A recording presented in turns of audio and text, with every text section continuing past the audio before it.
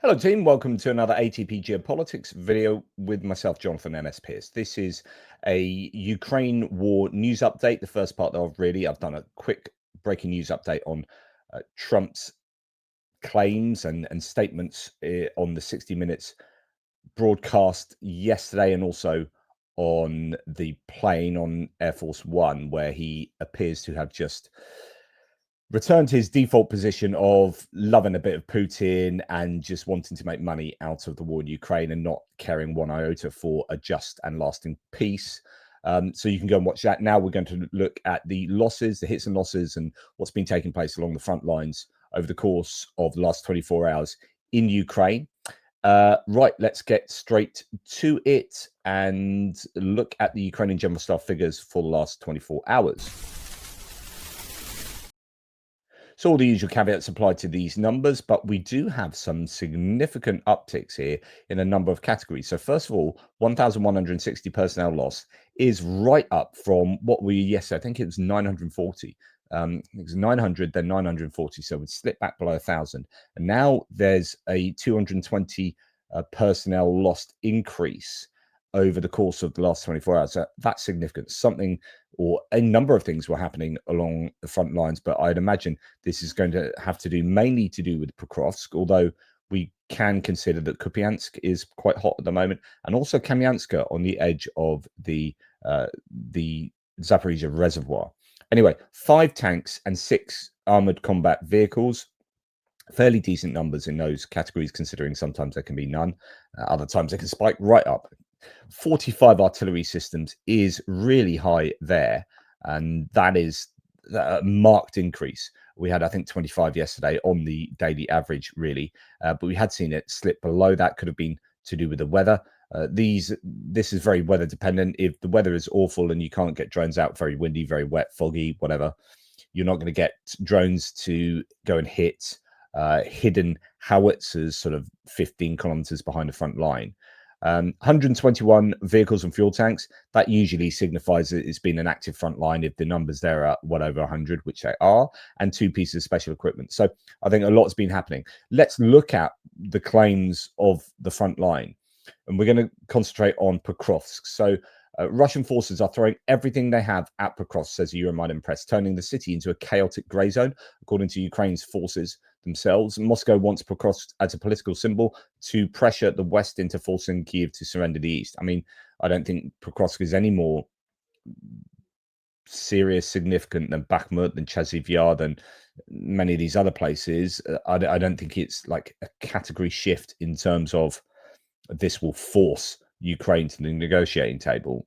It is symbolic to some degree. Russia apparently, or the Kremlin, Putin has apparently said he wants Pokrovsk by the 15th of November. So there is a pressure on Russia, on the Russian troops to achieve this, but it is majorly chaotic. Now, Tim White said last night, Russia this evening closed the gap around Pokrovsk and Myrnohrad to 5 kilometers. That's a 5-kilometer cauldron neck there, by actually mainly moving from the south. I don't think it's particularly moved up here near sort of Rodinsky and areas.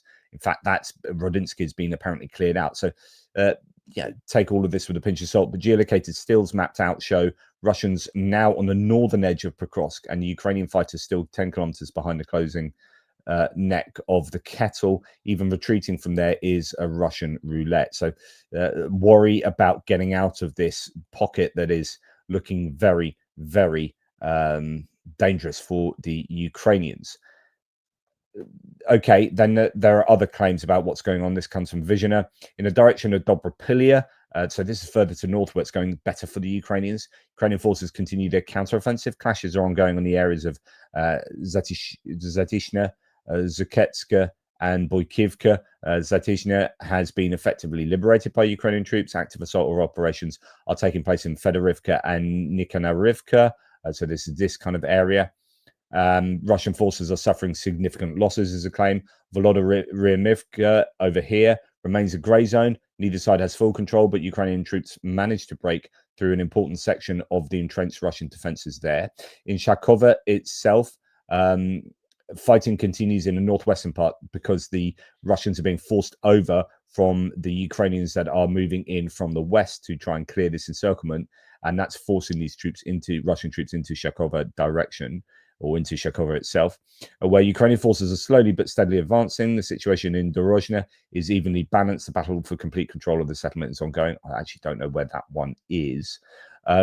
As for the city of Rodinska, which is down to the south, liberated by the Ukrainian forces yesterday in the Prokovsk direction, the line of contact runs directly along the outskirts, but Russian troops have so far been unable to penetrate the city again.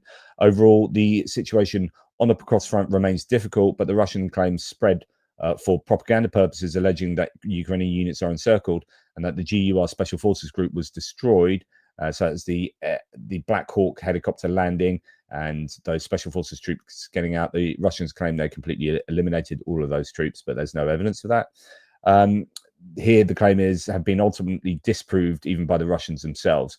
I don't know about the Special Forces troops. I can't comment on them, but the Ukrainians aren't surrounded, but what's going on in Prokovsk itself. So yes, the Ukrainians, I think, are having much better success to the north here. But the question is, okay, but what's going on in Myrnohrad and Pokrovsk itself? Okay. An article in the Euromonitor press saying Russian soldiers torch their own truck to escape suicide assaults near Pokrovsk. So yes, this is an anecdote. Is it reflective? I don't know. It probably just tells us that things are really tough and in the Pokrovsk direction, and Russian forces aren't all that up for it. The Atesh network reveals the assaults near Pokrovsk have turned into a meat grinder as Moscow's forces throw in exhausted units in pursuit of a symbolic victory. I mean, this is completely unsurprising. If true, Russian soldiers are refusing to go on assaults in Donetsk Oblast. Agents of the partisan movement Atesh from Russia's 115th Motor Rifle Brigade stationed near Avdiivka set fire to their own military truck after learning they were being sent on suicidal attacks near Pokrovsk. The group reports the Atesh group operates in temporarily occupied territories of Ukraine and also Russia. It was founded in 2022 in response to Russia's all-out war. Crimean Tatars, Ukrainians, and even Russians who were mobilized into the Russian army are involved in the movement. Quote, with this act, the agents delayed the unit's deployment and saved their lives. Soldiers see that command is sending personnel to certain death without rest, evacuation, or regard for survival, the partisans reveal. According to Atesh, the sabotage not only saved the perpetrators' lives, but also delayed the redeployment of their unit to the front line, forcing commanders to reconsider their plans. The claim is that soldiers are at breaking point. The Atesh movement stresses that the assaults near Pokrovsk have turned into a meat grinder where Russian command ruthlessly throws in exhausted troops. Quote, according to the latest reports, Russian forces control approximately 60% of Pokrovsk. Special units of Ukraine's defense intelligence are currently conducting an operation in the area. The operation is being personally overseen by the HUR chief Budanov, who was spotted on the 1st of November en route to the city. Soldiers reportedly received no rest, Russian ones. The wounded are left behind and the dead are listed as missing to conceal their losses. Sabotage as the last weapon. So every Russian soldier can fight for his life without leaving his base. Sabotage is the most effective way to avoid being sent to die, the agents declared. They believe internal resistance has become the only means of survival in an army where a soldier's life is worthless. So then the subtitle is Wave of Desertions in the 74th Brigade. Earlier, Atesh reported mass desertions within Russia's 74th Brigade fighting near Pokrovsk, which continues to suffer catastrophic losses. Situation in Pokrovsk is catastrophic. Russian forces are shooting Ukrainian children, women and children, while evacuation is impossible. People are burying their neighbors in their yards and have no access to food. Quote, command, obsessed with capturing Pokrovsk as fast as possible, keeps throwing personnel into suicide assaults without pause or rest, they said. Over the past week alone, 38 soldiers abandoned their positions despite rear security groups being deployed to track down deserters. Earlier, Ukraine's defense forces carried out a unique airborne operation, a successful parachute-free airdrop in the Pokrovsk area, according to the 7th Corps of the Air Assault Forces. Meanwhile, Ukraine's monitoring Project Deep State reports that Russian forces from the 170,000 grouping continue infiltrating the city in Donetsk. Oblast, the occupation groups are being tracked or eliminated in multiple districts, expanding the grey zone of Russian reconnaissance and sabotage activity. Women are also being used for infiltration. If an assault fails, they are ordered to change into civilian clothes to pass as civilians while conducting reconnaissance and reporting the movements of Ukraine's defense forces. Wow, interesting tactic there. Okay, so there is that, and then we're going to listen to what Evil Gherkin says. So this is Igor Strelkov, Igor Gherkin, who is in prison. He's the ultra-nationalist involved in the war from 2014 onwards, but was put in prison for being too critical of basically of Putin directly, but of the Russian war attempt from a we need to do it better point of view, rather than criticizing the war as a whole. No, he's well up for it. He just thinks that Russia are doing a crap job of it. So he's worth listening to. He says, well, Chris Owicki has a thread on him saying Pokrovsk and Kupiansk are falsely being portrayed by the Russian media as decisive imminent victories, says Igor Strelkov-Gherkin. He warns that Russia is failing to make progress on the Zaporizhia front, which he describes as the decisive theatre of the Ukraine war. Writing from jail, where he's been in prison since last year on charges of inciting extremism, Gherkin dismisses the increasingly bloody battles for Pokrovsk and Kupiansk, which have cost thousands of Russian lives, as irrelevant to the war's main objectives. Quote, the tactical successes in Kupiansk and Prokrovsk, which give hope for the rapid liberation of these two cities, the Kharkiv and Donetsk axes, are being presented, but to our press, as some kind of decisive victories. I must emphasize once again that both of these successes were achieved in secondary axes of the special military operation. The Kupiansk axis is in the Kharkiv Oblast, which we no longer lay claim to, and which, as far as I understand, is not even included in our territorial exchange plans. Moreover, it leads to us deep into enemy territory in a direct westward direction. And Pokrovsk, which in principle plays no significant role within the capture of the entire Sloviansk-Kramatorsk agglomeration. Otherwise, the Donbass will not be liberated. Pokrovsk is a salient in the Ukrainian armed forces' defenses. Taking it will only straighten their line of defense. Taking both of these points won't lead to the final collapse of the Ukrainian armed forces front, their defeat and rout, which is what we should strive for. At the same time, fierce fighting on the Zaporizhia front isn't leading to any significant advances, precisely because the enemy understands that this is the decisive front, and it is here. If they are defeated and the front line is seriously pushed back, it will threaten their entire eastern group in the Donbass and in the Zaporizhia region to the east. There, the enemy is fighting fiercely. We must understand that no tactical points, no advance of 10, 50, even 100 kilometers will lead to victory without defeating the Ukrainian armed forces. We can take line after line, settlement after settlement, village after village, and even city after city, although the pace at which we are taking them is not impressive. If we don't set ourselves a goal of strategic victory, we'll never achieve it. Achieving a strategic victory without devoting all of the state's resources is impossible. The enemy understands this perfectly well and is straining all their forces. We, however, continue to pretend we're not fighting, but rather conducting a special operation. Therefore, my prognosis is as follows. After the liberation of Kupiansk and Pokrovsk, the situation will, unfortunately, not fundamentally change. Tactical successes will not lead to the collapse of the Ukrainian armed forces front. I broadly agree with that. In fact, where Russia are having the greatest success is below Pokrovsk, down into in that southern Donetsk and onto Zaporizhia front. That's arguably where they should really concentrate. Information Visioner says is spreading that Ukrainian forces have launched an offensive north of Kupiansk to reduce Russian pressure on the city. So Ukrainian channels report that active operations are currently taking place near the Oskil River. That's something to look out for. I'll have to look into the justification for those claims.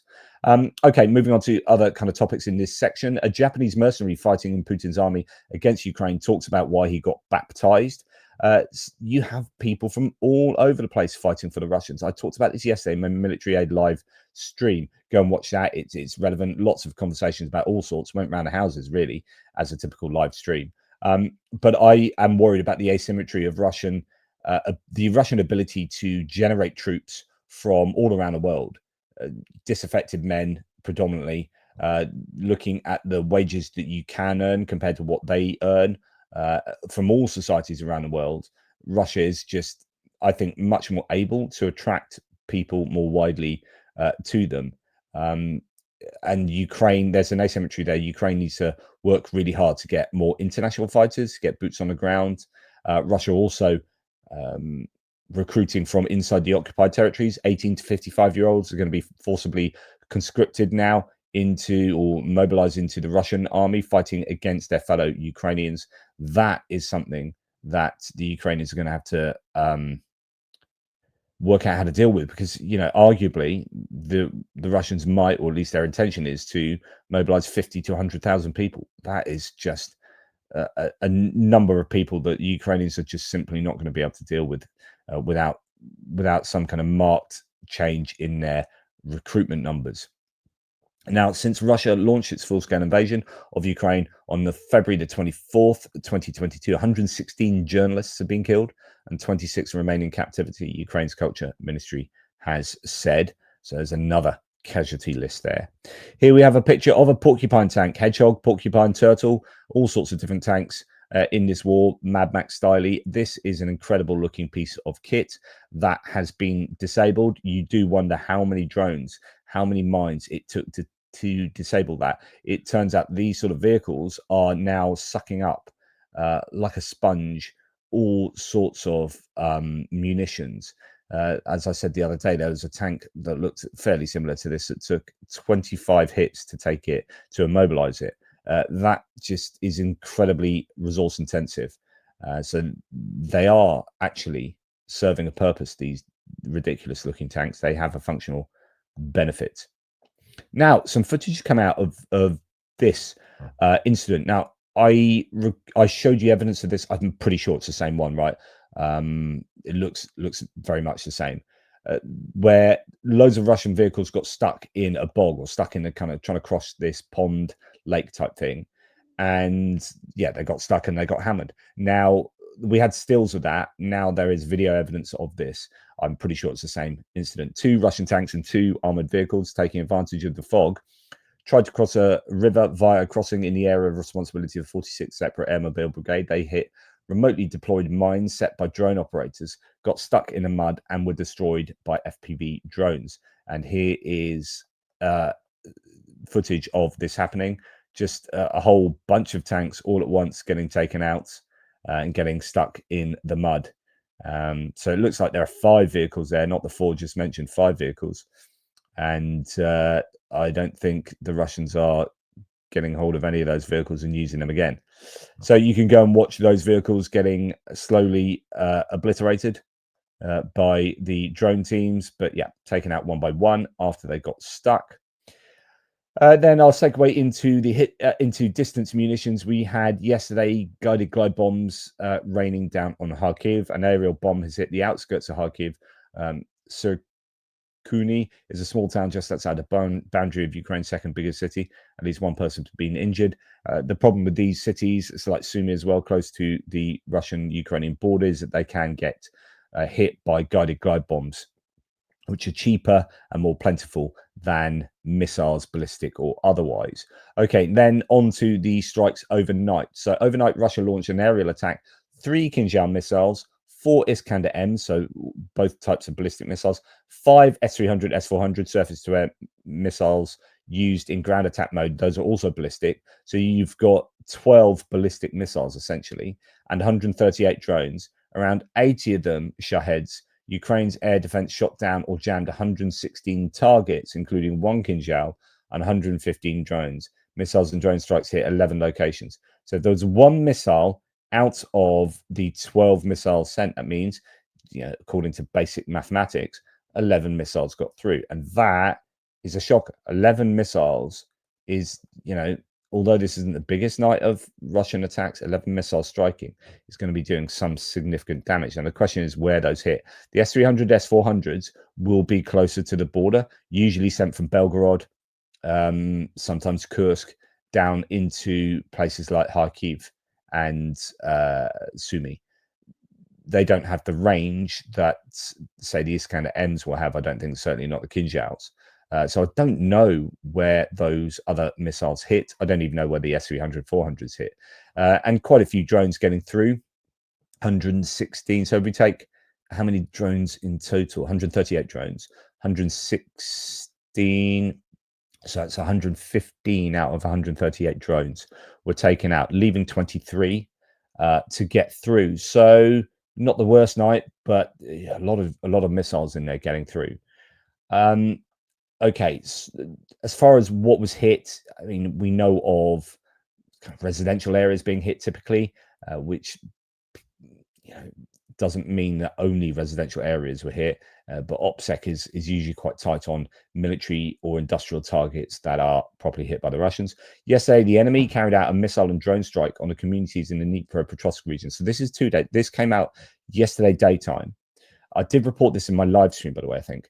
There are also dead and wounded among the servicemen in the Armed Forces of Ukraine East Group. What this hints at is that yesterday there was probably a missile attack that hit a training ground or a troop accumulation. We don't know because they're generally pretty cryptic about this, unless it's, really quite bad. And then sometimes the Russians, or quite often the Russians, will then release footage, reconnaissance footage of a missile strike. So I imagine today we might see an Iskander strike from a reconnaissance drone hitting some kind of troop accumulation. Tim White said yesterday, a concerning update from Ukraine. A statement says during yesterday's combined strike on Dnipropetrovsk, so actually this took place 2 days ago, Ukrainian servicemen were killed. They don't state numbers or if it was a training ground, but that is the assumption, with this statement itself unusual. So yeah, that's a bit of bad news to not look forward to. Now, in terms of last night, Russia attacked Dnipropetrovsk, Mykolaiv, Sumy regions. There are dead and injured. The Russian army struck Dnipro with missiles.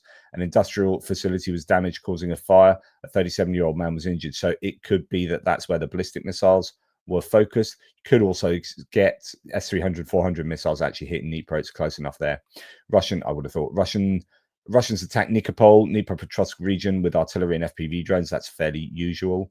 In Pavlohrad, a 73-year-old man was injured. In total, 4 people injured there. Mykolaiv region, drones hit a supermarket. The fire covered an area of about 2,000 square meters. Another fire broke out at a car service station. Vehicles were damaged. Windows were shattered in a nearby residential building. Energy infrastructure was also damaged. Power was cut off in 12 settlements. In Sumy region, Russians attacked the Trostianets community with drones, carrying out a targeted strike on a residential area. A 52-year-old man was killed, 5 were injured, among them children aged 2 and 5, because, bastards. Yeah. Okay, so that's a summary of what took place. This supermarket in Mykolaiv is caught. It's talked about by Max 25. Russian drone attack there, 2,000 square meters. Fire was extinguished, and then a service station as well was targeted in the Mykolaiv region, one assumes. So Mykolaiv really came under the cosh last night. Lots of footage coming from there. Tim White says Kramatorsk as well. An apartment block was badly damaged, or was damaged. Molnia drone strike hit critical infrastructure. That's a much smaller drone, so it won't do widespread damage. But depending on how critical that infrastructure is, as to what was done there. Sumy, more killing there, says Tim White. Morning photos from Mykolaiv service station was where the service station was attacked, and here we have other footage. Another okay, and then we're going to move on to actually Donetsk regions. I was going to move on to the Ukrainian strikes, but just going to finish with the Russian strikes here. Authorities in Donetsk say 3 civilians have been killed. 2 victims died in Myrnohrad during the fighting there. The other person was killed in Staraiska village near Druskivka. So these are places where there is either actual fighting going on. Myrnohrad, I mean, who would want to still be living in Myrnohrad? However, as we know from the course of this war, the most vulnerable are often the ones who remain, unable to move, got nowhere to go to, too old, too mentally or physically unfit to move. They might have mental health issues, learning disabilities, be too old, have no aspirations, no hopes, no connections, no family to go to. Those are the people that are often left. Not all the time. Sometimes you get families just trying to wait it out. Places like Myrnohrad, which are effectively almost completely surrounded, people still there. We had this in Bakhmut, and unfortunately, those people will be casualties of war more on unfortunately frequent occasions, because they are trying to stay safe in a city that is a war zone. Okay, going on to Ukrainian strikes into Russia and occupied territories. An oil depot was struck in temporarily occupied Shakhtarsk, Donetsk region. Monitoring channel Exile Nova has reported. It's not the first time that Shakhtarsk has come under pressure, not at all. So that's something to look out for today, is seeing more imagery emerges from Shakhtarsk. There was an explosion at the Saratov oil refinery. How many times they hit that? Is this that third time? I don't know, maybe more. But Saratov was under pressure last night. Ukraine targeted Russia's Saratov oil refinery again. Ukraine's general staff confirmed. One drone targeted a crude distillation unit. One was blocked by an anti-drone net. So that's interesting. So anti-drone nets do work, or at least they have done on occasion. A fire was spotted elsewhere on the premises. So one might think the damage isn't too bad at Saratov, but I don't know. AVT6 oil refinery unit was hit reportedly during the drone attack on Saratov refinery. So there might be some significant damage there. I don't know. We'll have to wait to see how what emerges over the course of today. Now, this is interesting. Don't really know what's going on here. Voronezh, initially, this was kind of what we heard. Look, Voronezh, this image, what's going on there? Really bright lights, some kind of explosion, something happening in Voronezh. Then we hear this. Residents in the Russian city of Voronezh are concerned. A local channel reports a strange bright glow with someone posting, quote, something is burning heavily, apparently near the reservoir. There are no factories there, and this is the first time something like this has happened. So, the plot thickens. And then I hear this, but this is from Astrai Intel. Take it with a huge pinch of salt. Footage shows the latest Russian PR Wunderwaffe missile, the Oreshnik, explode mid-air when attempted to be used for an attack on Ukraine, and Putin expects us to take him seriously. So there is at least some claim that this was an Oreshnik that was trying to be fired at Ukraine and exploded. It's not for the first time we have seen explosions at the launch site of said missile or similar missiles. We have seen the Astrakhan, I think, site explode with a launcher explode as well as they try to fire. Is it the Sarmat? Anyway, this wouldn't surprise me. It's completely plausible, but I don't have any further evidence or justification for believing that this was Oreshnik. But it looks, you got locals saying it's a bit weird. Nothing's ever been hit there before. As far as we know, there's nothing there. So they could have moved in a launcher to strike at Ukraine, try to fire an Oreshnik, and the thing exploded. Right. This is video footage. So yesterday I showed you FP1 drones and FP2. Well, actually, it's FP2 then, which were the 200-kilometer, 105-kilogram warhead near rear drones attacking. The FP1, if I'm correct, are the longer range ones. Anyway, this is a video montage of unmanned systems forces drone strikes on substations in Russia and temporary occupied Ukrainian territories. Now, if you remember, yesterday a load of substations were hit. I reported this yesterday morning. Geolocation here of substation damage in Luhansk region performed by the SBS. So these are the ones just in Luhansk. And you've got 110, 550, 220, 500, and 220 kilovolt substations. There were claims that 5,066 MVAs worth of, is that megawatt it equates to, of substation power transforming and whatnot was hit 2 nights ago. So I guess this video footage is coming from at least what took place in Luhansk, possibly deep into Russia. So here we have these FP drones. I know is it the FP2 that's 200 kilometers? I do get confused. They're only about $55,000 worth of drones, and they're doing such a good amount of damage. They just need to make an absolute ton of those things. But anyway, these are drone strikes on all the substations. You can see them. These are clearly substations. That much is evident. And then multiple hits on certain substations there. You can see it's already been hit and goes in for another strike. Another substation here. It's just open season on substations. This to try and really hurt the Russian energy networks that could bring real kind of industrial and commercial and civilian woe to the Russian Federation, as they are unable to, it's one thing producing the power, And the Ukrainians are actually trying to hit those power stations. That's what Russia is doing very successfully in Ukraine. And it's another thing getting the power from the power stations to wherever it needs to go to.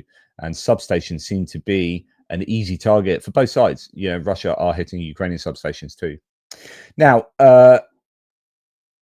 an Andrew Perpetua statement here that I really, really agree with. So Alex Plitzas says Putin doesn't want peace; he wants territory, but not at any cost. So we must change the cost calculus, he says. Jennifer Kavanagh says territory is not the central concern in his war, and Putin has shown he is not sensitive to the costs the US and Europe are able to impose. In saying that, almost 4 years in, people are still recommending doubling down on policies that are proven failures. Andrew Perpetua answers, the only path to peace is through ballistic missiles and cruise missiles, absolutely effing the Russian economy. Any other suggestion is made by actual idiots who should be publicly shamed for being too naive.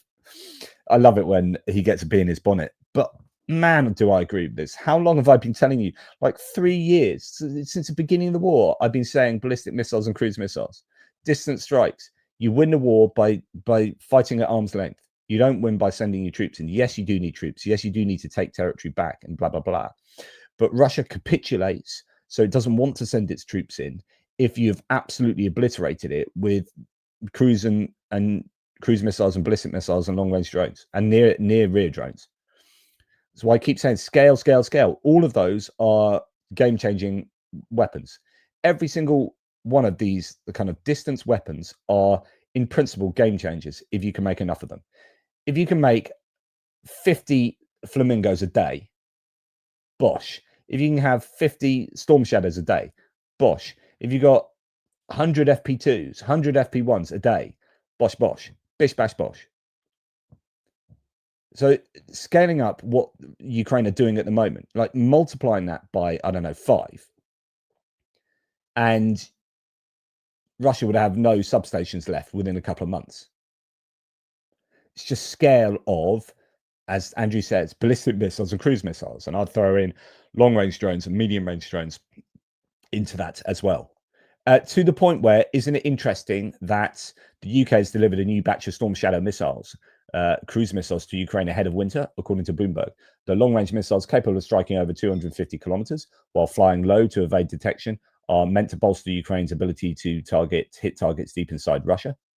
I wouldn't say they're deep, but I also would say that they could it depends what the range is on those. It depends whether they're talking about the export variants or the Black Shaheen, isn't it? Or the normal Storm Shadow variant. But I'd imagine they probably got a little more range than 250 kilometers. Nonetheless, good news there. Really good news. Now, going back to Tuapse, the port that was struck not last night, but the night before, we're now getting a bit of information on what was struck. So, Dossier Spiona claims, so a source claims that on the night of November the 2nd, an attack was carried out on the seaports of Tuapse, Krasnodar Krai. The strike was carried out using 12 attack drones. So merely 12 drones. Imagine what could happen if you had 50 drones doing this. 60 drones. Tuapse would be taken out as a port to be able to be used. And yet, so this is why I say scale is the game changer. These drones, whatever drones were used, are game-changing drones if you can make enough of them. The small vessel Nord was destroyed. Fire took place on a tanker, the Pokrovsk tanker from Panama, or with the Panama flag, carrying 40,000 tons of petroleum. Fire on the tanker Chai from Liberia, carrying 56,000 tons of petroleum products. Fire on the Coast Buster tanker, which was unladen, no cargo, from the Bahamas.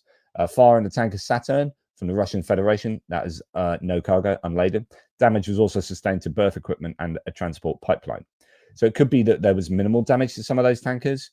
One small vessel was destroyed, but we don't really know the long-term damage, although there is evidence that, and I thought, this is almost certainly going to be the case, unfortunately, Gazelle Dare south of Tuapse after the overnight terminal strike, with locals reporting oil spills in the water. So something definitely was damaged enough that there is this, unfortunately, environmental disaster happening nearby or at Tuapse, one assumes as well. So that's the news of distant strikes and whatnot from both last night and the preceding nights. Let's go on to other bits and pieces. Unknown drones have been spotted in Belgium conducting surveillance on F-16s and ammunition stockpiles. So this is continuing. According to Belgian Defense Minister Theo Franken, he hinted that Russia is likely behind the airspace violations, suggesting the drones were gathering strategic intelligence. I hope that pushes Belgium to be big on the frozen Russian assets, because this is becoming quite an issue. I'll talk about that probably. I don't think I've. No, I'm not talking about that now. I'll talk about that in a future video. Some Russian papers showcase. Oh, this is Steve Rosenberg, the BBC correspondent, still in Moscow. Some Russian papers showcase the country's new nuclear-powered cruise missile and underwater drone. Another paper, citizens have begun to actively economize on food. Now, that economizing on food thing is an issue that it is being discussed quite a bit. So the war against Ukraine, says Max 25, and Western sanctions have begun to hit Russians' pockets hard. For the first time in many years, Russia has recorded a decline in the consumption of basic food products, according to the Center for Countering Disinformation from a Ukrainian source.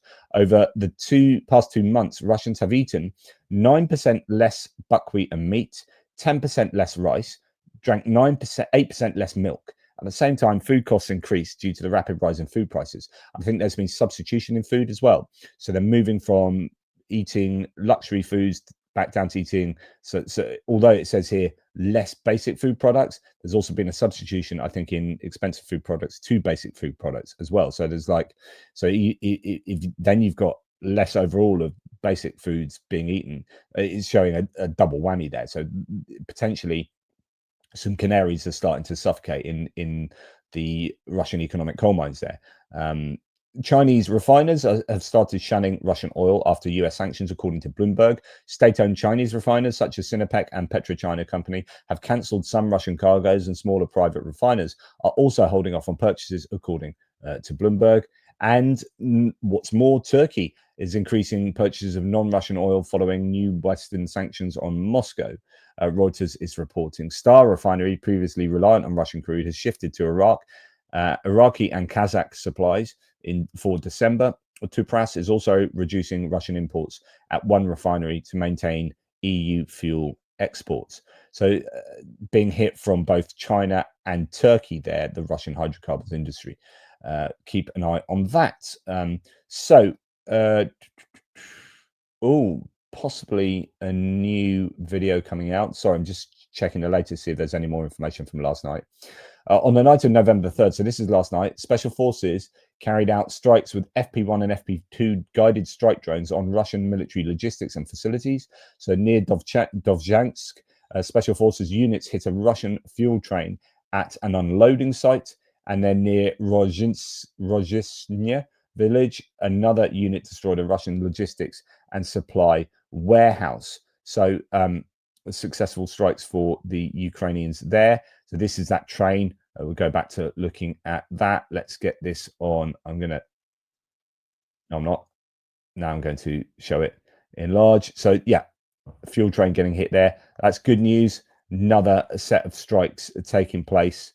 So just seeing if there's anything else.